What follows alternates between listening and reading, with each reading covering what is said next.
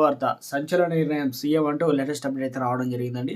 So, అందుకు సంబంధించినటువంటి complete information అనేది వీడియోలో తెలుసుకుందాం. వీడియోని చివరి వరకు చూడండి, అర్థమవుతుందండి. మొదటిసారి కనుక ఛానల్ వస్తే తప్పకుండా సబ్స్క్రైబ్ చేసుకొని bell button all notification activate చేసుకోండి.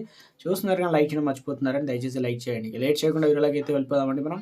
రెవెన్యూ శాఖలో ప్రక్షాళనలో భాగంగా గత బీఆర్ఎస్ ప్రభుత్వం వీఆర్ఓ వ్యవస్థ రద్దు చేసిన విషయం తెలిసిందే. అయితే క్షేత్రస్థాయిలో పనిచేసేటువంటి గ్రామ రెవెన్యూ అధికారుల వ్యవస్థను 2020 సెప్టెంబర్లో రద్దు చేస్తూ ఉత్తర్వులు జారీ చేసింది.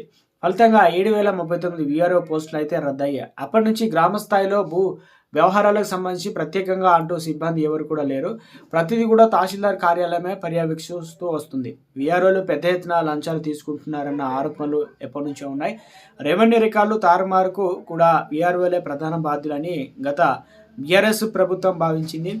రెవెన్యూ వ్యవస్థను ప్రక్షాళన జరగాలంటే వీఆర్ఓ వ్యవస్థ ఉండరాదన్నటువంటి ఉద్దేశంతో నాటి ముఖ్యమంత్రి కేసీఆర్ ఈ దిశగా నిర్ణయం తీసుకున్నారు. అయితే సర్కారు నిర్ణయంపై వీఆర్ఓలు పెద్ద ఎత్తున నిరసన వ్యక్తం చేసినప్పటికీ చివరికి వెనక్కి తగ్గారు. వీరందరినీ పలు శాఖల్లో కూడా సర్దుబాటు చేశారు.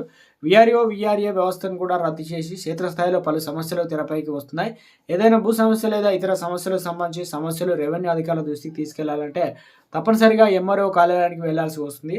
గతంలో ఏదైతే వీఆర్ఓలకు ఫిర్యాదు చేయడం లేదా వారి దృష్టికి తీసుకెళ్లేటువంటి సమస్యల పరిష్కార దిశగా అడుగులు పడేవి లేదా ఉన్నత అధికారుల దృష్టికి వెళ్ళేది. ప్రభుత్వం ప్రస్తుతం వీఆర్ఏ వ్యవస్థ లేకపోవడంతో స్థానికంగా ఉండేటువంటి తహసీల్దార్ కార్యాలయాల చుట్టూ తిరగాల్సి వస్తుంది.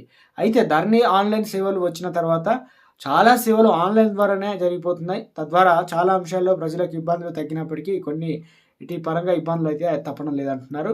ఇక పునరుద్ధరణ దిశ అడుగులు. తెలంగాణ కాంగ్రెస్ ప్రభుత్వం అధికారంలోకి రావడంతో కీలక నిర్ణయం తీసుకుంటుంది. గత ప్రభుత్వ నిర్ణయాలను పునఃసమీక్షించి ఇందులో భాగంగా కొత్త 6 చట్టాన్ని తీసుకురానుంది. ఇప్పటికే కసరత్తు పూర్తి చేసింది. ముస్తాయి బిల్లును కూడా సిద్ధం చేసింది. ప్రజాభిప్రాయాలను కూడా సేకరించింది. ప్రస్తుతం అసెంబ్లీ సమావేశాలు జరుగుతున్నాయి కాబట్టి సో మొత్తానికి